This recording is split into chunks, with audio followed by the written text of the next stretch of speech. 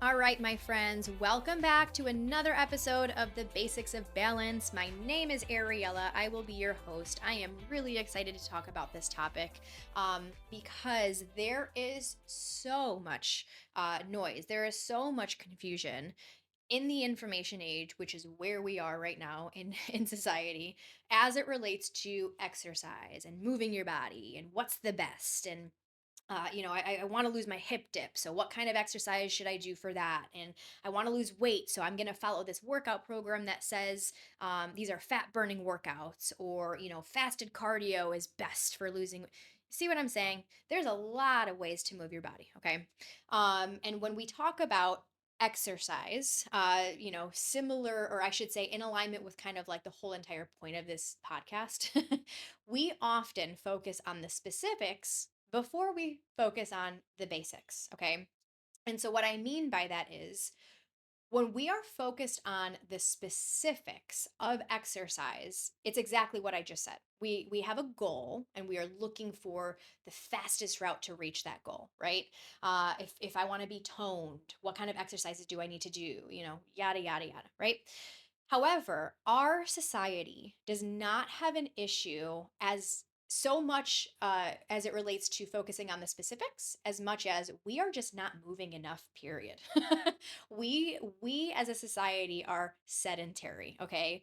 And that is causing a lot of problems, all right? Not only is that going to make it really, really, really hard for you to see those physical changes, because there is more to moving your body than just doing structured activity, right?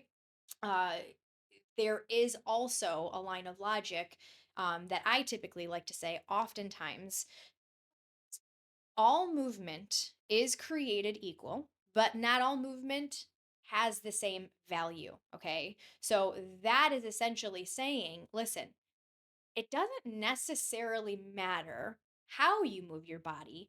We just need to move your body, okay? Because again, our culture does not necessarily have an issue with, oh, she's not healthy or she didn't see results because she didn't do this type of exercise. No, that's not how it works. It is more so in alignment of, hey, if your goal is to improve your digestion, if your goal is to reduce stress, if your goal is to, regulate hormones, if your goal is to lose fat, if your goal is to maintain a healthy weight, if your goal is to insert goal here, we need to make sure that we are moving enough. Okay. And so I really like to suggest that we get into a regular habit of, are you moving in some way, shape, or form every single day? And until that is happening consistently, right? More than just like a week or two, let's go crazy and say maybe even 3 months. A little bit longer of a time frame to really like build that consistency in. Before that is happening, really focusing on the specifics is not as big of a deal as we make it out to be. Okay. And when I say moving your body every single day, the thing is that there are many ways to move our body, guys. And so oftentimes I think we have our blinders on and we look at exercise as a type of exercise, or we look at exercise as something that we have to do to reach our goals, right? And really, at the end of the day, it doesn't matter what your goal is. It doesn't even matter if you care about what you look like, how much you weigh, in any way, shape, or form. We need to just be moving our body for overall health, okay? Uh, we talked about this last week as it relates to discipline, consistency, things like that. And remember, I said, when it comes to discipline, oftentimes it's not something fun to do in the moment, but when you think of the end goal, when you look at the end result, the payout in the end, that's when you see the value, right? So you don't necessarily see the value in it in the moment, but you have to almost like remove yourself from the present and look in the future, right? What kind of life do I want when I'm 70 years old? Do I want to be bedridden? Do I want to ask people to help me to go to the bathroom? Or do I want to climb the wall of China? Do I want to chase after my grandkids? Very extreme examples. However, that really is kind of like how you handle your life now um, is going to affect your future. You know what I mean? And so, oftentimes too, I think, yeah, I'm 36. I forget that a lot. But I'm 36 years old, and it's really common that, when I'm talking to somebody who is older than me, I say I'll make a comment such as like, "Oh man, my neck hurts," whatever. It happens, right? And someone will say, "Oh, just wait until you're my age." Oh, just wait until you're my age. You can't see me, but I'm making a very sarcastic face. And that is kind of like nails on a chalkboard to me, if I'm being perfectly honest with you, okay? Because here is the thing, as I said, how you handle your life now, the choices that you make now are going to affect your quality of life then. Okay. So it's hard for us to necessarily see the value now, but how we handle ourselves now, hey, that's going to determine if we are, asking someone to help us off the toilet or not, or if we don't even realize that we're strong enough to do things, because that's kind of the goal of staying active and healthy, is living a life of as few limitations as possible, being as independent as possible, not wondering if you can do something, and instead just doing it and kind of looking back and almost like impressing yourself. Almost looking back at yourself and saying like, "Dang, I did that." You know what I mean? Last year, I think it was last year, maybe it was 2 years ago, I can't remember. Um I There are shrubs in front of my house, my husband and I's house, and we've had these shrubs ever since we moved in. I've hated these shrubs. Like, they have just been the bane of my existence. And finally, last year, a couple of years ago, I looked at them and I said, "You know what? I'm just gonna dig them out. Like, I'm just doing it." You know what I mean? And I didn't really think about it as much like that, as much as it was just I pulled into my driveway and I was like, "Okay, this is the day. Goodbye." And so I pulled them out. It took a few hours, and my husband came home when I was almost done, and he was like blown away. He, not that he doesn't think that I'm strong. He knows I am, and if he doesn't know, I probably will remind him. But he was just blown away, just because it's a lot of work, and I am a very small person. I'm 4'11", so if you ever see me in person, you're going to be like, "Wow, I had no idea you were that small." So I'm a really small person, and that's kind of a big job. Um, and so it's understandable that, someone kind of looks at that and is, and essentially saying, "Wow, how did you do that?" And that's kind of just it, guys. That is why we exercise. It's not necessarily a matter of, "Oh my gosh, I don't know if I can do this or not." It's more of a matter of, I'm healthy and strong because of the choices that I make. And so that is essentially how I want to live my life. I don't want to think if I can do something. I just want to think of what I can do, if that makes sense. You know what I mean? I don't want to think, I don't know if I can dig up these shrubs. I just want to start digging up these shrubs. And so that is essentially, why we want to be moving our body, okay? As it relates to goals, which we're about to get into, but as it relates to goals, yes, there might be some exercise that we might need to do in order to reach your goal. But we have to remember that when it comes to exercise, our exercise is supposed to enhance our quality of life. Our exercise is supposed to improve our overall health. Our exercise is supposed to enhance our physical results, right? Our physical goals that are driven by nutrition, that are not driven by the type of exercise you do. So we can do all of the ab workouts we want, but if our nutrition is not in check, we're never going to see the physical benefit of those ab workouts. Hint, hint. um, that's why we exercise. So all movement has value, no matter what your goal is, but not all movement is created equal as it relates to your goals, okay? As it relates to the type of exercise we should be including into our regular routine, everyday life, okay? So I also say often, the type of exercise you do has the most value. However, the type of exercise you enjoy might not be the exercise you need. So let's kind of decode that a little bit, okay? I'm realizing as I go through these episodes how many like sayings I have. And if you're a client, you're going to have to like comment or message me or something if you heard one of the sayings that we've kind of worked on. But anyways, the type of exercise that you enjoy has the most value, because think about it. If you enjoy something, you're more likely to do it, right? You're more likely to find a way to make it happen. You're more likely to move heaven and earth to say, "I need this to happen," versus a type of exercise you think you have to do that you hate, and you're going to find every excuse to try to avoid that exercise, right? And that's anything. That's food related. That's habit related. That's, oh, I don't want to go to my in laws. That's anything. So if you enjoy something that has the most value, we want to protect that at all costs. Okay. And so if you enjoy going to Pilates or boot camp, hey, let's try to find a way to work that into your routine, because we need to again be active, period, right? Before we focus on the specifics, right?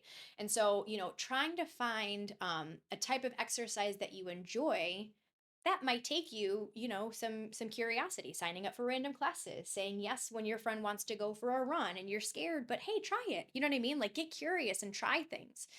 They might not all stick, but I think it's just good for an overall approach in terms of, building insight as far as what you enjoy, and also just gaining perspective, right? Um, but the type of exercise that you enjoy might not be the type of exercise you need. Number one, for overall health, and number two, to reach your goals. Okay. So, as an example, let's just say, somebody who is listening has a goal of toning up. Okay. You want to get toned, you want to be toned for the summertime. Cool. Let's say you come to me and you say, I am doing yoga 3 times a week. And on top of yoga, I am going for a run 2 times a week. Hey, cool. Do you enjoy either of those activities, right? Do you enjoy yoga? Do you enjoy running? Yeah, you know what? I really love yoga. I really don't love running. Cool. So, see how we're kind of getting a little bit more specific here? You enjoy yoga, you don't enjoy running, your goal is to be toned. And very simply put, being toned means we have a low enough body fat percentage to see muscle. Okay. And so, lowering your body fat is going to come down to your food, first of all, how much you're eating, being in a caloric deficit to therefore lose fat, right? And then seeing that muscle is going to require you to have muscle, so that when you lose that body fat, we see the muscle, you get that toned appearance that you're after, right? So when we're talking about yoga, when we're talking about running, neither of those are going to help you with that goal, okay? Because again, that goal is driven by how much you eat to lose that fat, and also strength training to build or preserve your muscle, so that when you lose your fat, you can see that muscle, right? Yoga is not building your muscle or preserving your muscle. And running is not doing that, okay?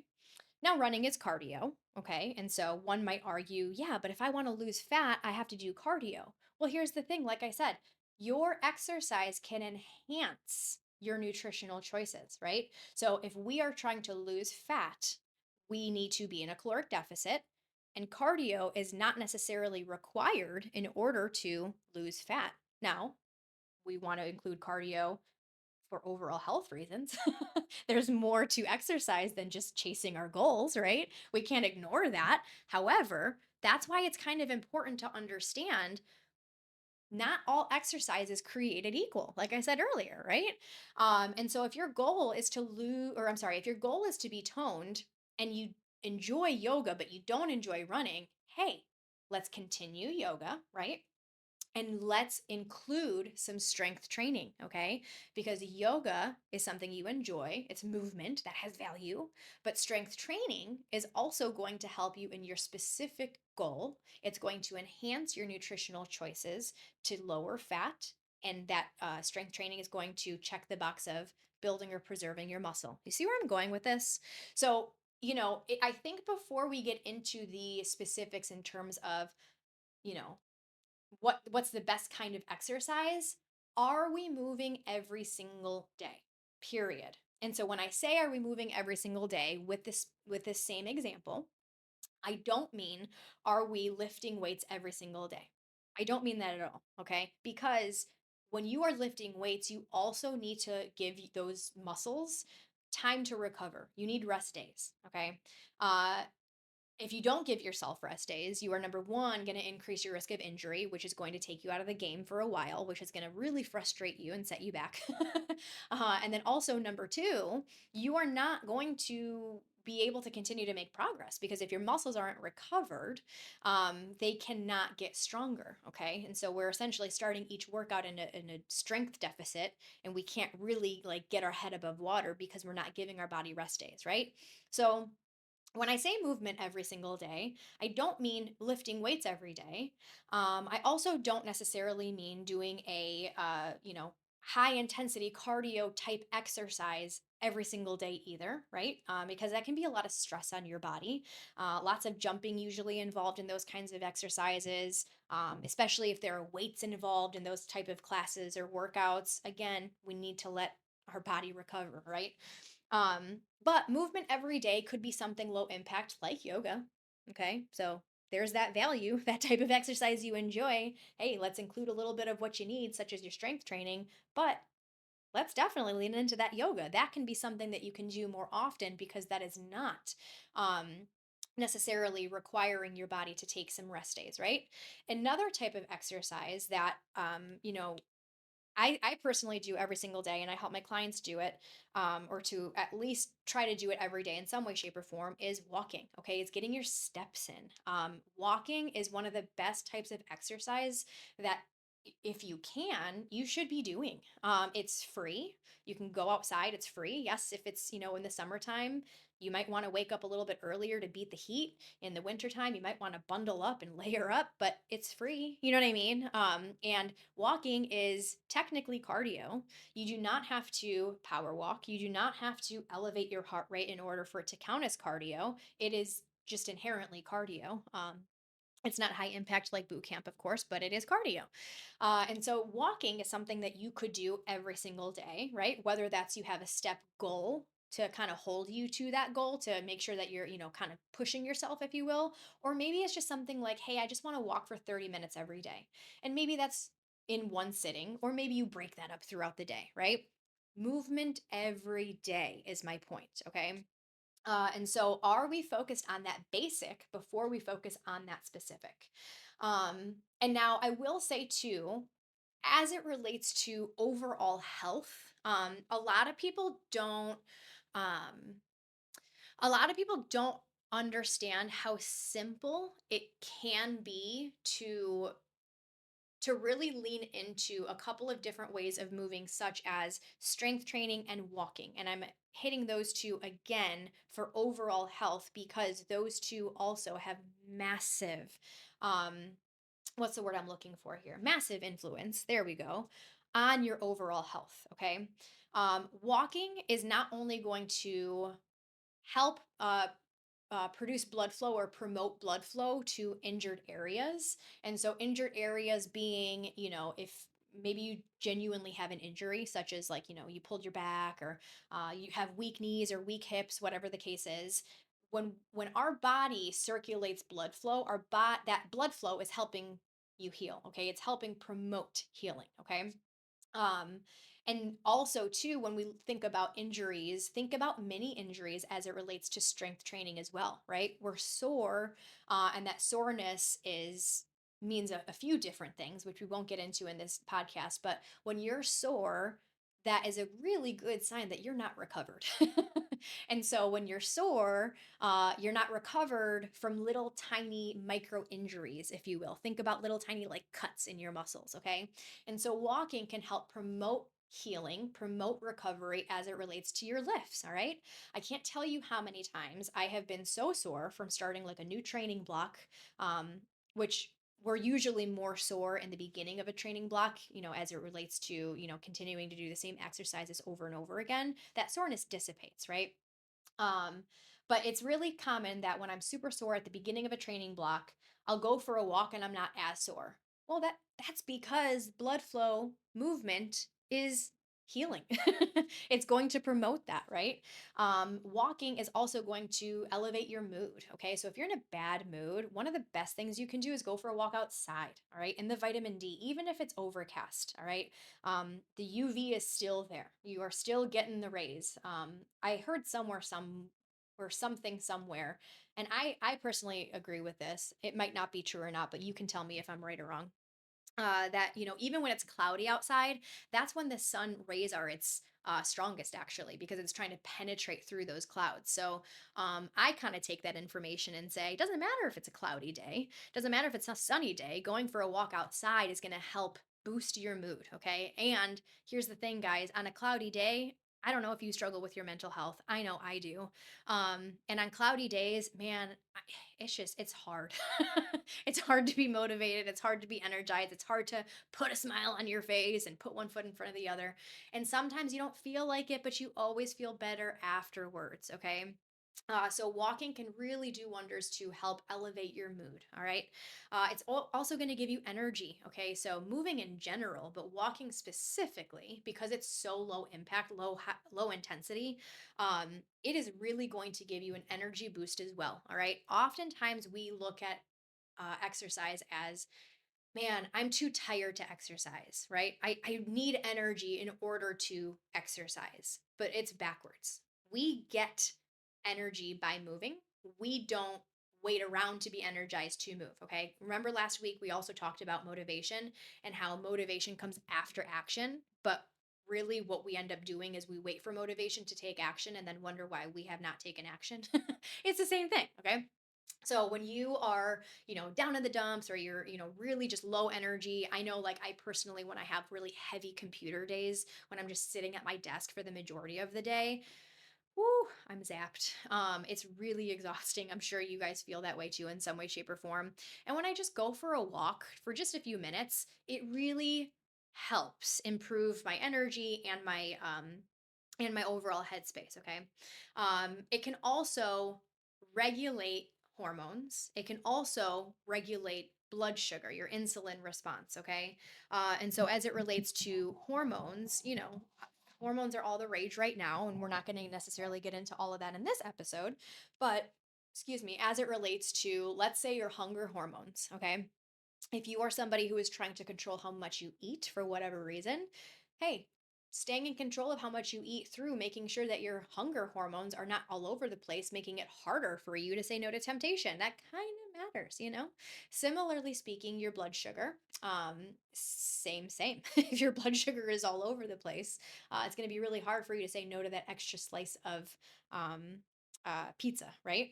And so sometimes we want to walk for overall health benefits, right?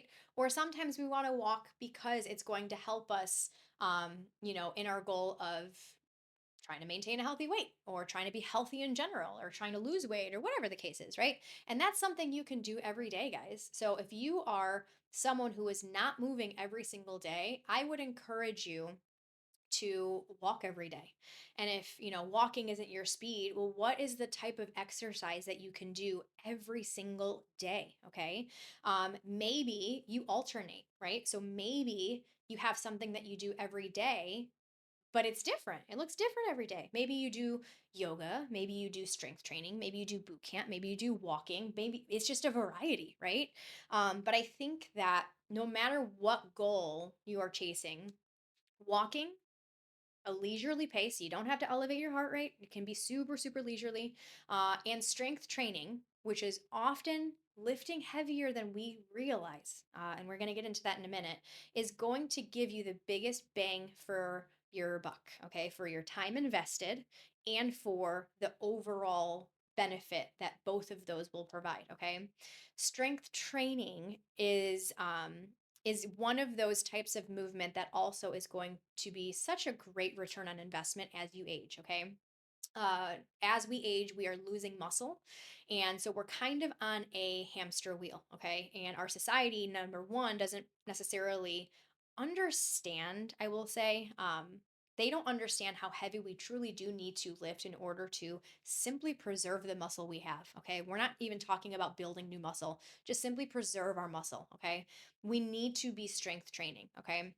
Because our muscle is responsible for helping us age gracefully, period. I was going to say more, but there's nothing more to say about that. So, strength training is going to help us preserve that metabolic gold that is going to help us fight against age related illness, age related injuries, right? How often do you hear, oh, they broke their hip and you, uh-oh, you know what I mean? Like you kind of hear the worst kind of thing. And it's like, okay, but how much muscle you have is going to help you heal from those things or even prevent those things from happening. Okay.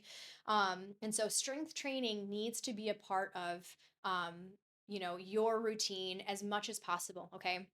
Everyone has different limitations, everyone has different abilities, so of course that is going to, what you're able to do is going to depend on exactly that, right? What you're able to do. But strength training is not only going to help you preserve the muscle that you already have to kind of fight against that age related sarcopenia, that we're losing muscle as we age. um, and also, it's going to help you invest in your future, right? So you're going to have a better quality of life as you age, and you don't have to, therefore, listen to the comments that you might hear, which is nails on a chalkboard to me. Oh, just wait until you're my age. Oh, just wait until you're my age. It's all downhill once you reach this age, and your knees hurt, and your back hurts, and all of that. And here's the thing, we can't avoid every injury, okay? But I don't know about you. I'm going to do the best that I can to try to prevent it. And trying to prevent it is going to come down to making sure that you have a strong body, okay? Making sure you have enough muscle, all right? A lot of the age related ailments that you hear about are due to not properly, I shouldn't say properly. I feel like that's harsh. I don't mean anything harsh ever. But it's usually due to we didn't do what we needed to do to prevent you feeling that way. Okay. We didn't have, whether it's understanding or education or discipline or whatever, right? Motivation. We didn't have that when we were younger when it mattered. And so now we are living the repercussions of that. Okay. And again, like I said, we can't prevent everything. However, we can at least do our best to try, right? Um, and so I don't want to wake up when I'm, 50 with bad knees. I don't want to wake up with, dealing with back pain my whole entire life. Now, there's, again, nothing I can necessarily do to prevent that from happening because I don't know what's going to happen today. Knock on all the wood. But at least I'm going to control what I can, right? And being strong, lifting weights is going to be the best way that we can try to prevent those age related ailments, right? Strength training is also going to for everybody, but females as we age, when we go through hormonal changes, meno, and postmenopause, we lose a lot of bone density. Okay, so strength training is one of those types of exercise that can also strengthen your bones. Right, you have that external load being dumbbells, barbells, machines, things like that, and it creates like, just think about it as like tiny stress fractures over and over again, and that's going to calcify and that's going to create stronger bones, right? um it's also going to help your aestheticals in terms of if your goal is to maintain a weight or maintain a healthy weight. Your muscle mass is the single greatest determining factor if you will be able to maintain your weight, above and beyond, of course, controlling how much you eat. But those who have, uh, I don't want to say enough muscle because that's relative, but those who have muscle typically have a better or an easier way of maintaining their weight, right? Because muscle requires a lot of calories to preserve, right? And so if you're eating but you have a lot of muscle, well, a lot of those calories are going to preserve that muscle. So we have an easier time maintaining our weight. When we have more muscle, right? When we have more muscle, we are also increasing our immunity. So you're not going to get sick as often. And also, when you get sick, you're probably not going to be down for the count as long as you would if you didn't have as much muscle. Okay. Um, Even just regular injuries in your everyday life doesn't have to be, age related. If you tear your ACL, things like that, the more muscle you have, the stronger you are to prevent those types of injuries as well. And so, all of that to say, there's a ton of benefits. I could literally go on about muscle. I just realized I was probably ranting, but there's a ton of benefits as it relates to muscle. But it's not necessarily about, oh, I don't want to be a bodybuilder. I don't want to get bulky. Your heart is muscle. We're losing muscle as we age. We got to do something to stop that unless we want to wake up and say, hurts every single day, or I need someone to help me off my toilet, or you know what I mean? We have to understand that how we handle our life now is going to affect our future. Okay. And that is essentially it, guys. Many reasons as to why we exercise. I mean, sure, I talked about some of the reasons as far as like if you want to be toned, well, yeah, we gotta make sure we got some of the specifics. But exercise is so much more than just physical. A lot of exercise has so much more to do with your quality of life and your future. And again, it can enhance your goals. But if you have goals to maintain your weight, if you have goals to lose weight or to lose fat, um, and honestly, even if you have goals to build muscle, we need to really look at what you're eating. Okay, that is going to be a greater determining factor in terms of if you're going to be able to see changes, if you're going to be able to reach your goals, than exercise is ever going to have. Okay, I will also say you do not have to exercise, period. One day in your life in order to lose weight or to lose fat. Okay. Now, don't take that information and say, cool, I'm never moving my body. No, come on. We just went over all of the potential benefits. We just went over all of the potential health benefits and whatnot. So, no, we're definitely going to move our body, right? Every day, right? But at the end of the day, oh, I just had a brain fart. That happens when you're doing things live. So yeah, anyways, all of that to say, I hope that this was helpful in terms of understanding number one, all movement has value, but not all movement is created equal, right? Your goals are going to play a factor in terms of what kind of exercise you should be doing. But don't let that exercise that you should be doing overshadow the fact that we just need to move. We need to move more in general as a society. Exercise can enhance your goals, right? But a lot of your goals is going to be driven by your nutritional choices, okay? uh, and the exercise that you enjoy has the most value. We got to protect that at all costs so that you look forward to moving your body. But understand that exercise that you enjoy might not be exercise that you need. Okay. So I love that you love Pilates. I love that. Let's not take that away. But let's also make sure that we are including some proper strength training, right? I love that you love going to boot camp. That's incredible. It's awesome that you found something that you enjoy. But let's also make sure that we are giving our body some rest, right? Let's also make sure we are giving our body some steps, some walking outside of that designated exercise, right? Not being sedentary.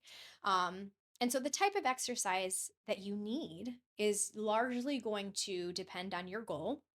But there is not one best type of exercise. Okay. There is not a uh, one blanket statement. Okay. Your goals are very much going to depend on what kind of exercise that you should be doing. But regardless of your goals, walking and strength training should be a part of your routine in some way, shape, or form. And so I hope that, this was kind of helpful for you to kind of just break down some of those specifics. We can't spot reduce. So, trying to do ab workouts to shrink your waist, again, that's going to come back to how much you're eating. Are you in a deficit to lose fat, right? And we can't spot reduce in one area. We lose weight. Like layers of an onion or a paper towel. So we can do all of the ab workouts we want. We can be in a deficit, but we're not going to necessarily just lose fat in one area, right? So doing exercises to lose your bat wings or, all of that stuff, we have to understand like it's not necessarily doing what we think we're doing. And all of that noise confusion out there, on social media and the internet is not helping. Not helping at all. But I hope that this kind of helped us, reframe how we look at exercise or maybe consider exercising a little bit more in different ways and things like that to kind of again focus on that basic. Are we checking the box of basic before we are spending so much effort chasing the specific, so I would love to hear from you. Are you chasing a specific goal? Is your goal to insert here? And do you need help with understanding kind of like maybe what kind of exercise you should be doing in order to reach that goal, right? Or maybe a type of exercise that you used to do that you can't do anymore for whatever reason. I don't know. You tell me. But I would love to hear from you. Okay. What kind of exercise questions can I answer for you, whether it's goal related or overall health related, or maybe you have a parent who you really want them to start exercising and what could that look like? Or hey, I have an injury, in my ankle, so what could I do? Let's talk about it. So feel free to write in the email addresses right underneath the show notes. And of course, if there's, something that you want me to cover, or if anything I said today, pops a question, I would love to hear from you, so that I can kind of answer some of these questions um, on the podcast. So thank you for spending the last few minutes with me. I would really appreciate if this is something that you enjoy, if you could rate the show. It really, really helps me out. Leave a review. Only positive. No, I'm just kidding. But if you have any questions or anything, contact information is below. Thank you for spending the last few minutes with me, and I will talk to you guys soon.